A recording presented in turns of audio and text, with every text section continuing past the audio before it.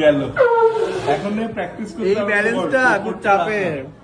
তো কলকাতা ফিরেই একটা আইবুড়ো ভাতের আয়োজন, এটা আমি ফিরছিলাম না বলে স্থগিত ছিল, তো ফাইনালি ফিরেছি বলে আজকে আয়োজন হয়েছে। তো আমরা তো যথাযথ টাইমে পৌঁছে গেছি, কিন্তু যারা নেবে তারা নেই। আমাদের কিন্তু বলেছে দেখ এটা কিন্তু 10টায় বন্ধ হয়ে যায়, 8টায় পৌঁছাবে। তারপরে কিছুক্ষণ পরে ফোন করে বললো শোন 8:30 হচ্ছে ম্যাক্সিমাম, 8:30টার মধ্যে কিন্তু ঢুকে যাস। বললাম ঠিক আছে। 8:30টায় বাইরে দাঁড়িয়ে থাকলাম, আরো 15 মিনিট পরে ফোন করলাম, ফোন করে বললাম কোথায়, বলছে আমরা তো আসছি। কেন তোরা পৌঁছে গেছিস? তো এই হচ্ছে হ্যাঁ বাঙালির টাইম, মানে অনন্য পাল্লাই পরে আমি এরকম পাঞ্চুয়াল হয়ে গেছি, নাহলে আমিও লেটেই আসি, ওই জন্য ব্যাপারটা মিলে যায়। তো ওটাই করা উচিত ছিল, বাট এনিওয়েজ চলে আসবে। বাট কে আইবুড়ো ভাত দিচ্ছে সেটা একটা আসলে তোমাদেরকে দেখাবো। আপাতত সিট দুটো খালি, যখন আসবে তখন তোমাদেরকে আমাদের এন্ট্রি কি নেবে, আমরাই ওদের এন্ট্রি নেব, ওদেরকেই বরণ করবো। ফাইনালি যারা আমি দাদাকে আমি জিজ্ঞাসা করলাম যে যখন ঢুকবে তখন কি বরণের ব্যবস্থা আছে, তাহলে করাতাম আমি।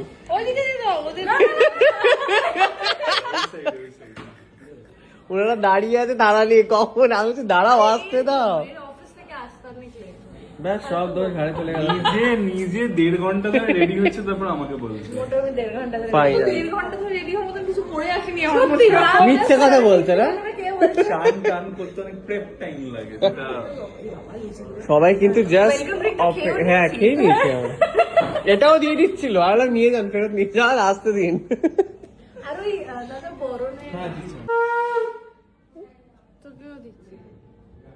নিশ্চয়ই দুজনকে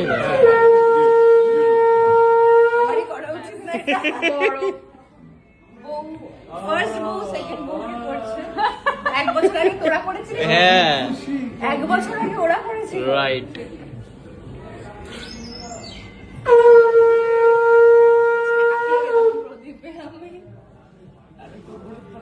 আচ্ছা ঢুকাও, আমি ওটা তুলে নিচ্ছি, দিয়ে দাও, তারপর আবার পড়ে নেবো। খুব ভালো হোক বিবাহিত জীবন, থ্যাংক ইউ। আর হ্যাপি অ্যানিভার্সারি। কিছুদিন পর তোদের অ্যানিভার্সারি।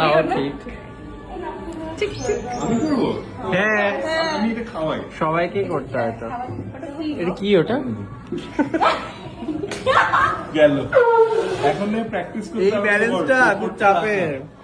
এই যে আইবুড়ো ভাতে ডেকেছে বললে আমরা কিন্তু কার্ডটাও দিলাম, ঠিক আছে?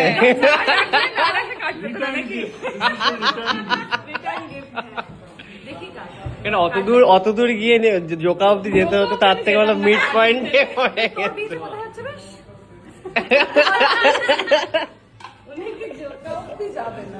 তো এই হচ্ছে আয়োজন, আজকে প্রচুর খাওয়া দাওয়া দেখতেই পাচ্ছ। হ্যাঁ বলে দাও সবাই, চলে